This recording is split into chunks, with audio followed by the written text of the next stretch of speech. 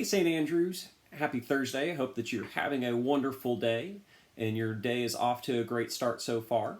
Um, Today, kind of sitting in my office, like a lot of you guys, I've had more time at home. And, this is a room that we've always had kind of set up, but we've really just now, or I've just now gotten around to making it a little bit more usable, cleaning stuff up. You can kind of see some stuff in the background that on the other side of my bassoon that has to still be sorted or put away. But one of the things that I've done while I'm kind of getting everything settled in and straightened up is I've hung up some stuff on the walls that some of them are posters that I've had for a couple of years and some of them a little bit less than that. But you can see I've got a poster of John Coltrane, something from the Beatles, Charlie Parker, the Rat Pack, and just some other different things that I've put around. And it really made me think about, like, why do I have those things up on the wall? I mean, obviously I'm a musician and everything else, and a lot of those are big band related stuff or saxophonist or whatever else is a saxophone. And just Beatles is good music in my opinion. I really love it. But I just thought about, okay, so why is this stuff on my wall? Why do I care enough to put that there? And just in thinking through that, it's like, these are things that people that I look up to, or at least that I musically look up to. We're not going to talk about any life choices or character or anything else. That's not the point of this. But they're people that have musically inspired me as a saxophonist. Charlie Parker and John Coltrane back there, or those are two standard people to listen to. I try to model my tenor sax playing after John Coltrane. The Rat Pack over there, that's music that I've grown up with, that my grandmother listened to, and I, when I can, I sit in and play with the big band. And if I had a dream gig, it would be to play for somebody like Michael Bublé, who sings all of those jazz standards out of the Great American Songbook, and just have a blast doing it. That's the music that I just love to put on, and it always cheers me up and does everything else. But I'm going to get back to the topic here, and so as I'm talking about role models and everything, it just makes me think back to, again, when we talk about when I talk about with students about leadership, is that everyone is somebody's role model. You just don't realize it. Everybody watches what you do. People look up to you just for your role as your status, either by age or by experience or by title or by position or just by who you are or people's perception of you.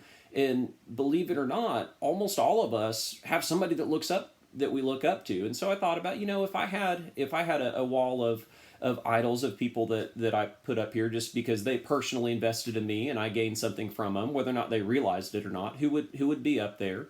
And then I also thought back to spiritual idols. Like, who would our spiritual idols be? And for me, what I think I would put a picture of King David on the wall, because he's somebody that he was not perfect, but he loved God with all of his heart, soul, and mind, and was unashamed about it. I would put Jonah up on the wall, because that's somebody who I seem to find myself identifying with. My wife and I say that sometimes we have flashing neon sign moments with God tries to tell us something, and we don't listen, and then he just kind of puts it right in front of us, and it's like, oh, this is what you've been trying to communicate to me, and I just haven't been listening, understanding, or accepting. And so I do feel like that Jonah should go right there on the wall next to everyone else. And this brought me to the Bible, to the book of Matthew. In the book of Matthew, chapter 5, verse 16 says, "In the same way, let your light shine before others, so that they may see your good works and give glory to your Father who is in heaven."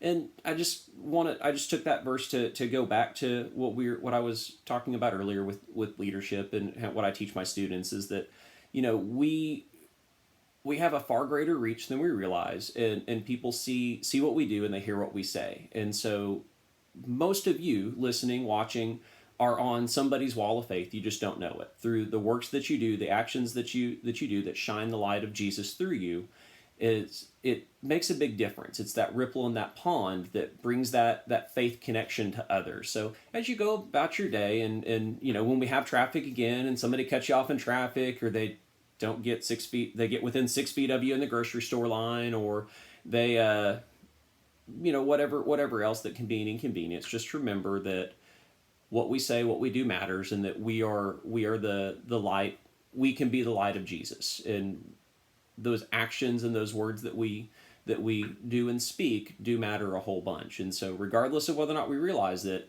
we're making a big impact and we're making a big difference in the lives of others around us. And I hope that you take that to heart, and that gives you some encouragement that, even though we can't all be together, the things that we do still have that ripple, and we're still working to build the kingdom.